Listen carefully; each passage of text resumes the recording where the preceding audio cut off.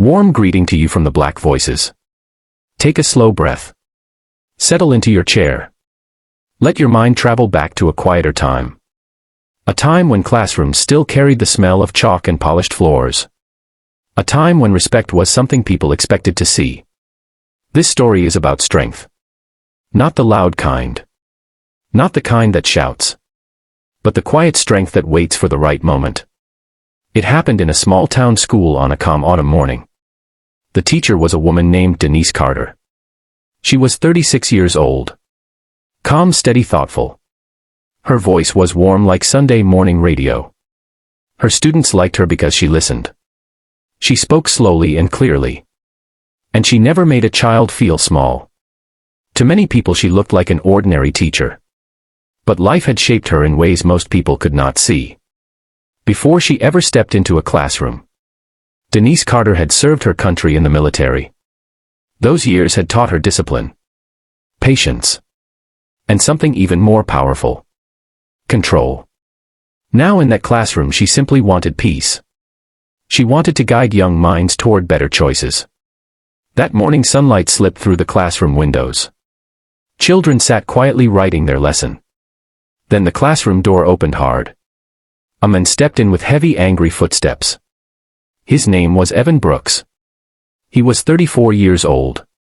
Tall, strong, and carrying the weight of anger in his eyes. Some of the students looked up immediately. They could feel the tension before a word was spoken. Denise Carter lifted her head slowly. Her voice remained gentle. "Good morning, sir. How can I help you?" But Evan Brooks was not there for conversation. He walked straight toward the teacher. The room grew still. You could hear pencils stop moving. His voice came out sharp. "You embarrassed my son yesterday." Denise remembered the situation clearly. His son had been bullying another student. She had stepped in and corrected the behavior. She believed in protecting every child in that room. Her answer was calm. Your son needed guidance. Nothing more. But anger does not always listen to reason. Before anyone could react, Evan Brooks reached forward. His hand grabbed Denise Carter by the throat. Gasps filled the classroom. Some students froze. Some stared in disbelief. The room felt like time had stopped. Evan leaned closer. His voice low and threatening. You think you can talk to my boy like that? Denise Carter did not panic. Her eyes stayed steady.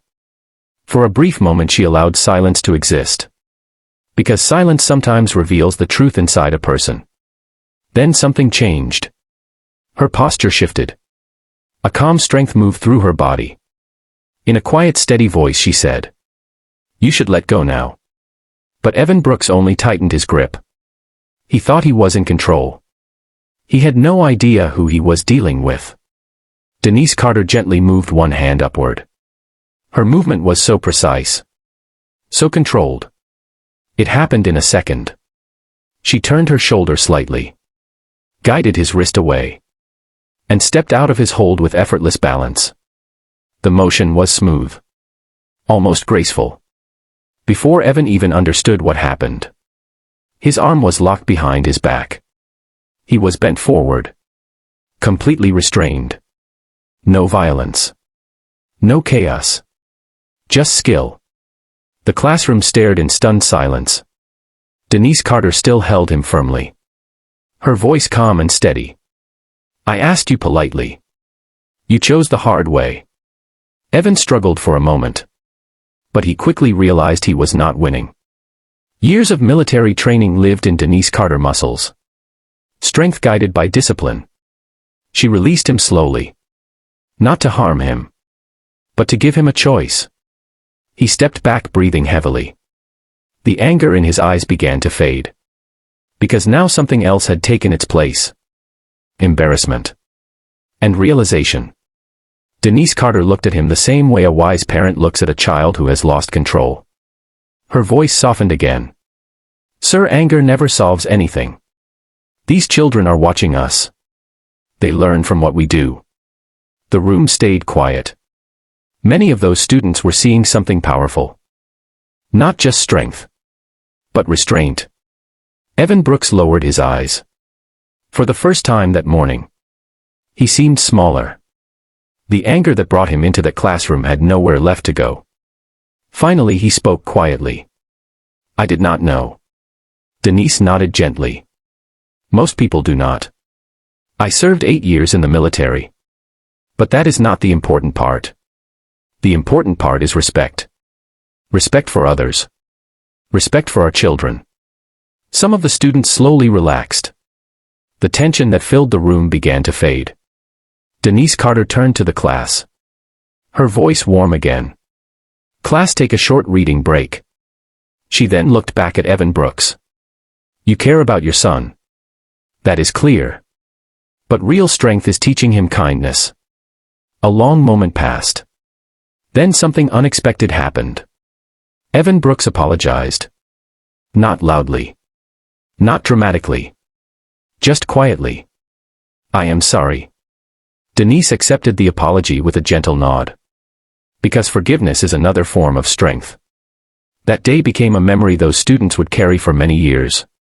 Not because of fear, but because they saw a powerful lesson.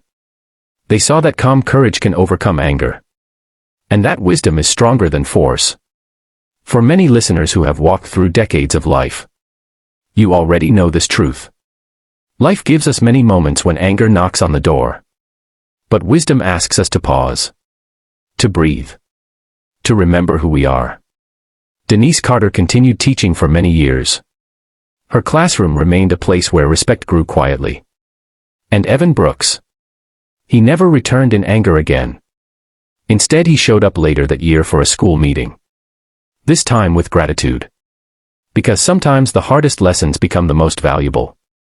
And sometimes the people we think are ordinary carry extraordinary strength. That is the heart of the stories we share here. Real voices. Real dignity. Real human connection. Thank you for spending this time with the Black Voices. If this story touched your heart, please like the video. Share it with someone who believes in kindness. Subscribe to the Black Voices. And leave a comment telling us where you are listening from. Your voice matters here. And together we keep these stories alive for generations to come.